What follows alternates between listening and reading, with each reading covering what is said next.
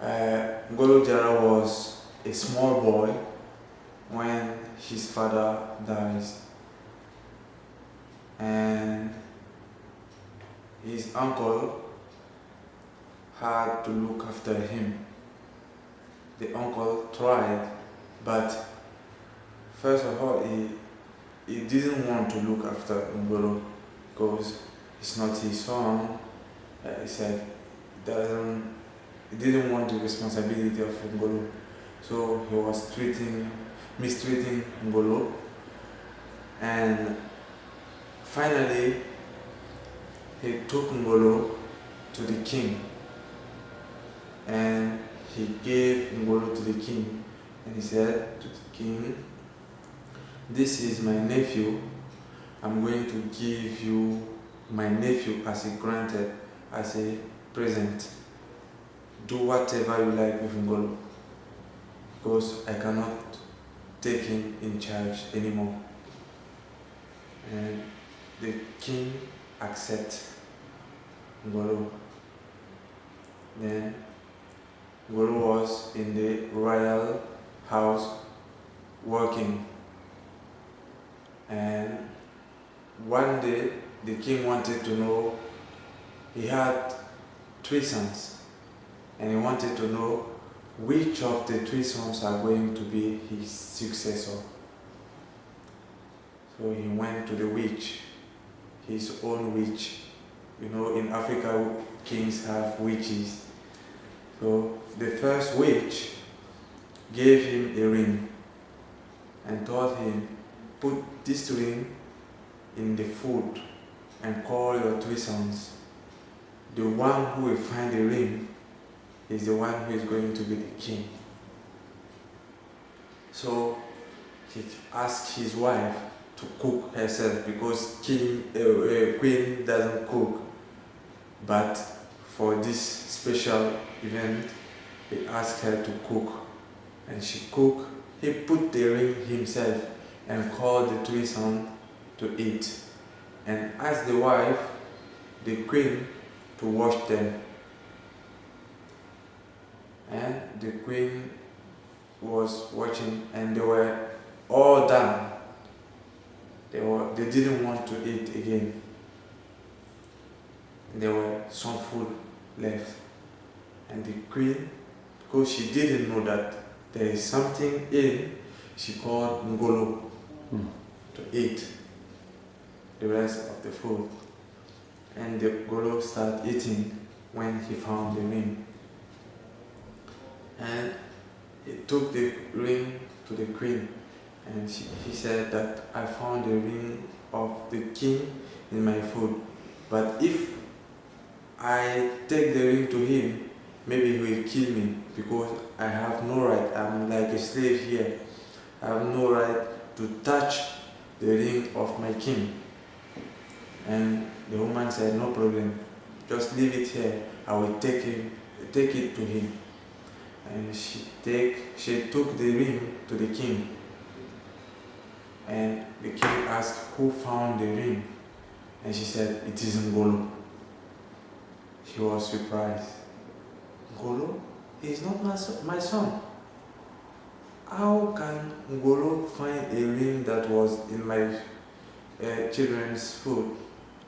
And the woman explained how everything happened. And he asked her again to call Ngolo. And the woman told Ngolo that he was summoned. When he arrived, the king gave him the ring. "Ngolo, take the ring, hide it secretly, because if you lose this ring, you are going to lose your life." And he called his 3 sons after that and told them, "Ngolo has my ring. Find it for me." Then he could kill Ngolo, and he wouldn't be a king again. His 3 sons will be kings. Ngolo went to the bush hide the ring, the three sons followed him and they saw where he hid it. When he left, they just took it and threw it in the river.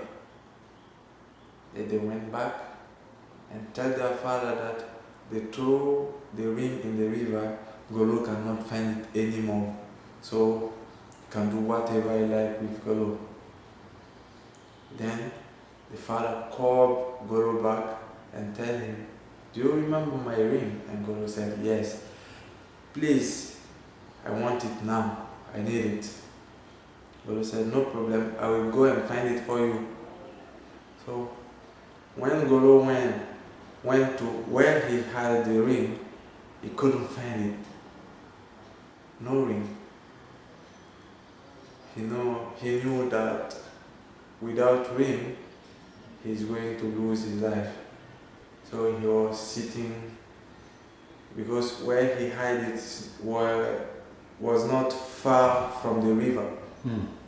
He was sitting near the river crying, because his last moment in life, when he saw the queen arriving, and the queen asked him, because she was very kind, she asked him, "Ngolo, what's wrong with you? Why are you crying?" And he said, "The king gave me his ring, and now I lost it. I'm going to die." While they were talking, there was a man fishing, and he caught a big fish. And he said, "I'm going to give this fish to the queen, then I will have some favorite treatment." Then she gave the fish to the queen, and the queen took the fish and gave it to Ngolo and said, "Ngolo, prepare me this fish. I will cook it very well for the king, then I will ask him for forgiveness." While Ngolo were preparing the fish, he saw the ring. So he took the ring again to the king, and he told the king, "This is your ring. Please don't give it back to me, because I almost lost it." And the king was surprised. He found the ring that they threw in the river. Wow, that's surprising. And he called his three sons and tell them, "This is the ring that you said you threw in the river. This Ngolo saw it." Then they decide together what to do with Ngolo. He had another witch. This one job is to kill people. So they decide that they will send him to him, then he will kill Ngolo. He called two of his guards to take Ngolo to the witch. And when they arrived, they wanted to explain why they are there, why the king sent them to him.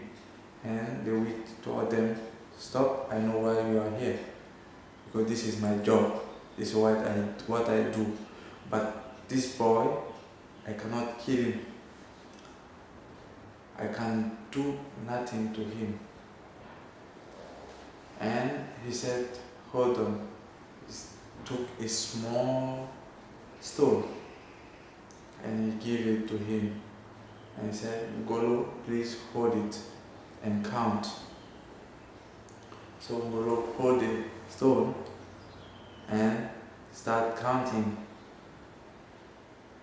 When he was counting, while he was counting, the stone was becoming heavier.